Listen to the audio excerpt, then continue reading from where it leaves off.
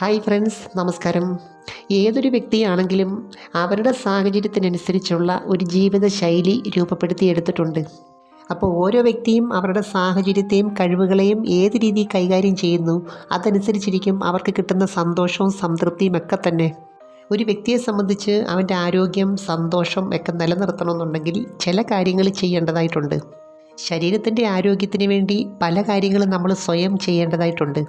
എന്നാൽ മനസ്സിൻ്റെ ആരോഗ്യവും സന്തോഷവും ഒക്കെ കൂടുതലായിട്ട് വരുന്നത് ഷെയറിങ്ങിൽ കൂടാണ്.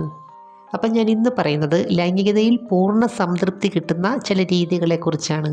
അതിനു മുമ്പ് ഈ ചാനൽ ആദ്യമായിട്ട് കാണുവാണെങ്കിൽ ഒന്ന് ലൈക്ക് ചെയ്യണം, സബ്സ്ക്രൈബ് ചെയ്യണം, ഷെയർ ചെയ്യണം കേട്ടോ.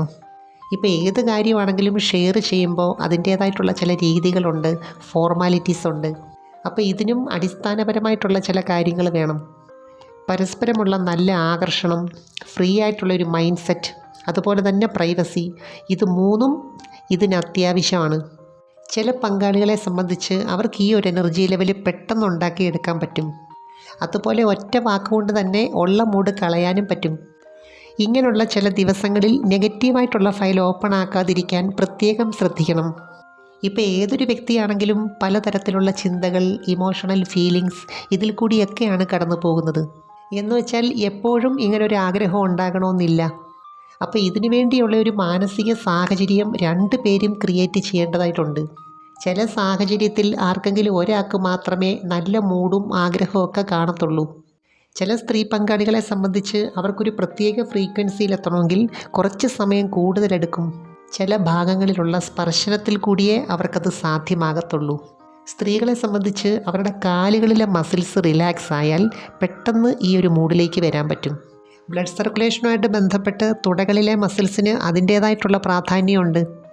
മസാജ് എന്ന് പറയുമ്പോൾ ഓയിൽ കൊണ്ട് ചെയ്യുന്ന തെറാപ്പറ്റിക് മസാജ് വേണമെന്നില്ല. ജസ്റ്റ് നമ്മൾ കൈകൊണ്ട് പ്രസ് ചെയ്ത് ചെയ്യുന്ന ഒരു റിലാക്സേഷൻ മെത്തേഡ് ഉണ്ടല്ലോ, അതായാലും മതി. ഇതൊത്തിരി ഹാർഡായിട്ട് വേണ്ട. സ്കിന്നിന് ഡാമേജ് ഉണ്ടാകാത്ത രീതിയിലുള്ള തടവലും പ്രസ്സിങ്ങും മതി. പ്രത്യേകിച്ചും കാഫ് മസിൽസ്, ക്വാഡ്രിസെപ്സ്, ഹാംസ്ട്രിങ്സ് ഇവിടെയൊക്കെ പ്രസ് ചെയ്യുമ്പോൾ നന്നായിട്ട് ബ്ലഡ് സർക്കുലേഷൻ ഇമ്പ്രൂവ് ചെയ്യുന്നുണ്ട്. പ്രത്യേകിച്ചും യോനി ഭാഗത്ത് ബ്ലഡ് സർക്കുലേഷൻ കൂടുന്നു. തന്നെയല്ല, ടെസ്റ്റോസ്റ്ററോൺ ഹോർമോണിൻ്റെ പ്രവർത്തനവും മെച്ചപ്പെടുന്നുണ്ട്. ഇതൊരു പുരുഷ ഹോർമോൺ ആണെങ്കിലും കാമത്തിൻ്റേതായിട്ടുള്ളൊരു മൂഡ് വരാനായിട്ട് ഇതിൻ്റെ പ്രവർത്തനവും വേണം. കമിഴ്ന്ന പൊസിഷനിൽ കാലുകളിൽ ചെയ്യുന്നതിന് അതിൻ്റേതായിട്ടുള്ള റിലാക്സേഷനുണ്ട്. അതുപോലെ പരസ്പരം ആകർഷണമുള്ളവരാണെങ്കിൽ സന്തോഷത്തിൻ്റെ ഹോർമോണും ഉൽപ്പാദിപ്പിക്കും. പ്രത്യേകിച്ചും എൻഡോർഫിൻ, ഓക്സിറ്റോസിൻ പോലുള്ള ഹോർമോണുകൾ. പിൻഭാഗത്ത് ചെയ്യുമ്പോൾ കുറച്ച് ഹാർഡായിട്ട് ചെയ്യണമെന്ന് ആഗ്രഹിക്കുന്നവരുണ്ട്. ഈ സമയത്താണ് പലരും അവരുടേതായിട്ടുള്ള ചില ഫാൻറ്റസിയിലേക്ക് പോകുന്നത്. യഥാർത്ഥത്തിൽ പെർഫോമൻസിൻ്റെ കൂടെ സങ്കല്പവും കൂടെ ഉണ്ടെങ്കിലേ ഈ ഒരു കാര്യം കളർഫുള്ളായിട്ട് മാറത്തുള്ളൂ.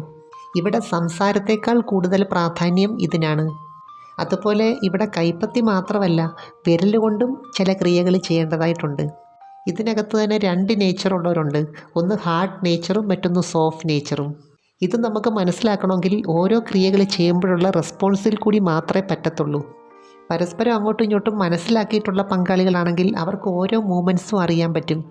ചില സാഹചര്യത്തിൽ തുടയുടെ ഉൾവശത്തിന് അതിൻ്റേതായിട്ടുള്ള പ്രാധാന്യമുണ്ട്. അത് ഓരോരുത്തരുടെ ശരീരപ്രകൃതി അനുസരിച്ച്, ഷേപ്പ് അനുസരിച്ച് ഒക്കെ വ്യത്യാസം വരുന്നുണ്ട്. ചിലരെ സംബന്ധിച്ച് പിൻഭാഗത്ത് ചെറുതായിട്ടിങ്ങനെ അടിക്കുന്നത്, താളം പിടിക്കുന്നത് ഒരു പ്രത്യേക എനർജി ലെവൽ ക്രിയേറ്റ് ചെയ്യുന്നുണ്ട്. അത് ഏത് തരത്തിലുള്ള വൈബ്രേഷൻ ആണെങ്കിലും നല്ല റിലാക്സേഷനാണ്. ഈ സമയത്ത് അവർക്ക് തിരിച്ചൊന്ന് മസാജ് ചെയ്യണമെന്നുണ്ടെങ്കിൽ, അല്ലെങ്കിൽ ഒന്ന് പ്രസ് ചെയ്യണമെന്നുണ്ടെങ്കിൽ അതിനുള്ള അവസരം ഉണ്ടാക്കി കൊടുക്കണം. ഇവിടെ നമ്മൾ റിലാക്സേഷന് വേണ്ടി ഒരു കാര്യം ചെയ്യുമ്പോൾ പെർഫെക്ഷന് വലിയ പ്രാധാന്യമൊന്നും കൊടുക്കണ്ട. ഇവിടെ ഒരു ചോദ്യമുള്ളത്, പങ്കാളികൾ തമ്മിൽ ബന്ധപ്പെടുമ്പോൾ അത് ശരീരത്തിൻ്റെ തൃപ്തിക്ക് വേണ്ടി മാത്രമാണോ, അതോ മനസ്സിൻ്റെ തൃപ്തിയും പരിഗണിക്കുന്നുണ്ടോ? ഏതായാലും ഈ രീതിയിൽ റിലാക്സേഷൻ കണ്ടെത്തുന്നത് വളരെ ആരോഗ്യകരമാണ്. ഇനി ഏത് കാര്യമാണെങ്കിലും മനസ്സിൻ്റെ സംതൃപ്തി ഒരു പ്രധാന ഘടകമാണ്. ഞാനിത് പറയാൻ കാരണം, ചിലരെ സംബന്ധിച്ച് ലാസ്റ്റ് മൊമെൻറ്റിൽ ചെയ്യേണ്ട ചില ക്രിയകളുണ്ട്. അത് ചെയ്തില്ലെങ്കിൽ അവർക്കെന്തോ ഒരു അസംതൃപ്തിയാണ്. പങ്കാളിയിൽ നിന്നും അവരത് പ്രതീക്ഷിക്കുന്നുണ്ട്. ഒരുപക്ഷെ അതൊരു പ്രത്യേക രീതിയായിരിക്കാം, അല്ലെങ്കിൽ ഒരു പ്രത്യേക മെത്തേഡായിരിക്കാം. നമ്മളറിയാതെ ഇതുമായിട്ട് ബന്ധപ്പെട്ട ചില ശീലങ്ങൾ ഉപബോധ മനസ്സിൽ വളർന്നു വരുന്നുണ്ട്. എനിക്ക് തോന്നുന്നു ഇതിനകത്ത് നമ്മുടെ സംതൃപ്തിയായിട്ട് ബന്ധപ്പെട്ട് ഉപബോധ മനസ്സാണ് പ്രധാനപ്പെട്ട പങ്ക് വഹിക്കുന്നത്. അതുകൊണ്ട് തന്നെ ഏത് രീതിയിൽ അത് ചെയ്യുന്നു, എത്രത്തോളം ആസ്വദിക്കുന്നു എന്നുള്ളത് വളരെ പ്രധാനമാണ്. എനിവേ നമുക്ക് മറ്റൊരു വീഡിയോയുമായി വീണ്ടും കാണാം.